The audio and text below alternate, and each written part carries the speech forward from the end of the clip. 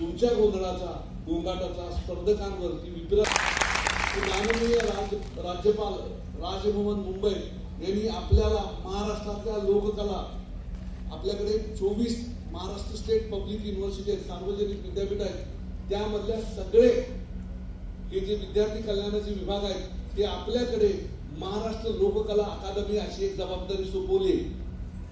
त्याचबरोबर इथे आपण centre for folk and tribal in Marathwada इथं या नाट्यगृहाच्या शेजारी 10 कोटी रुपये आपण खर्चून ते बांधतोय सेंटर।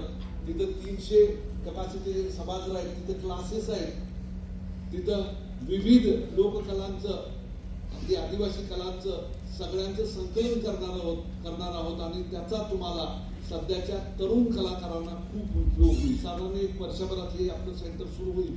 त्याचबरोबर महाराष्ट्र लोककला अकादमी सुद्धा आपण स्थापन करतोय। हा लोककला महोत्सव आपण महाराष्ट्रातल्या सगळ्या विद्यापीठांच्या टीमला बोलवून पण करणार आहे। त्याला एका 1.5 वर्ष अवधी आहे त्याला, म्हणून हा आपण लोककला महोत्सव स्वतंत्र केलेला आहे। यामध्ये सहभागी झालेल्या सर्व महाविद्यालयाचं, सर्व विद्यार्थ्यांचं, सहभागी विद्यार्थिनींचं आणि संघ व्यवस्थापकांचं विद्यापीठातर्फे हार्दिक स्वागत आणि मनपूर्वक अभिनंदन। तुमच्या स्पर्धा अतिशय निकोप आणि निर्भय वातावरणात पार पडाव्यात यासाठी सदिच्छा। धन्यवाद।